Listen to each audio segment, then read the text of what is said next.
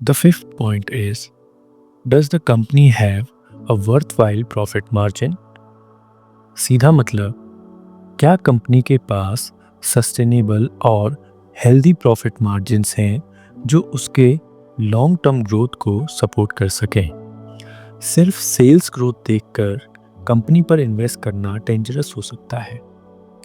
Fisher का fifth point simple है, company का प्रॉफिट मार्जिन स्ट्रॉन्ग है या नहीं, क्योंकि हाई सेल्स के साथ लो मार्जिन्स का मतलब है बिजनेस लॉन्ग टर्म में स्ट्रगल करेगा। प्रॉफिट मार्जिन एक ऐसी मैट्रिक है जो बताता है कि कंपनी अपने सेल्स से कितना एफिशिएंटली प्रॉफिट कमा रही है। फिशर कहते थे कि सस्टेनेबल हाई मार्जिन्स एक मोट की तरह काम करते हैं, मतलब कंपनी के पास कॉस्ट एडवांटेज, ब्रांड पावर या प्राइसिंग स्ट्रेंथ है। ग्लोबली माइक्रोसॉफ्ट कंसिस्टेंटली 40% से ज़्यादा ऑपरेटिंग मार्जिन मेंटेन करता है, सॉफ्टवेयर की स्केलेबिलिटी का बेनिफिट। इंडिया में टीसीएस के मार्जिन्स लगभग 24% ऑपरेटिंग और लगभग 19% नेट रहते हैं, जो आईटी सेक्टर में बेंचमार्क है। मारिको भी लगभग 19% ऑपरेटिंग मार्जिन के साथ इनपुट कॉस्ट स्विंग्स के बावजूद स्ट्रॉन्ग ब्रांड्स पे रिलाई करता है। एक पावरफुल केस है नेस्ले इंडिया। FY24 में उनके ग्रॉस मार्जिन्स लगभग 56% और नेट प्रॉफिट मार्जिन्स लगभग 15% रहे। ये नंबर्स एक FMCG फूड कंपनी के लिए एक्सेप्शनल हैं। रीज़न सिंपल है, मैगी, नेस्कैफे और किटकैट जैसे ब्रांड्स की स्ट्रॉन्ग प्राइसिंग पावर और loyal consumer base.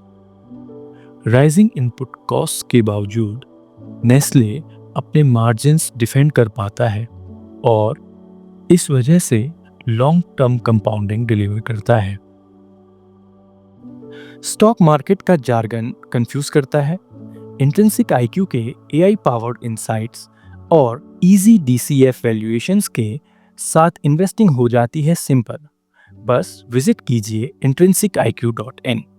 Research smarter, invest with confidence. एक और एग्जाम्पल है अपैरल सेक्टर से, जहां मार्जिन्स यूजुअली थिन होते हैं, लेकिन पेज इंडस्ट्रीज एक आउटलायर है। FY24 में उनकी रेवेन्यू लगभग 4,800 करोड़ थी और नेट प्रॉफिट मार्जिन लगभग 13% के आसपास रहा, जो कि ब्रांड की स्ट्रॉन्ग रिकग्निशन और वाइड रिटेल प्रेजेंस की वजह से कंपनी कंसिस्टेंटली इंडस्ट्री से ऊपर मार्जिन्स डिलीवर करती है।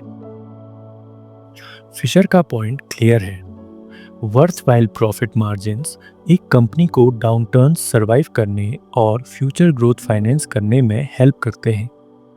सिर्फ रेवेन्यू ग्रोथ पे मत जाओ, मार्जिन स्ट्रेंथ चेक करना जरूरी है। तो आपको क्या लगता है, इंडिया की कौन सी कंपनी के मार्जिन सबसे सस्टेनेबल है? TCS, नेस्ले, मारिको या कोई और? कमेंट्स में अपनी राय लिखिए।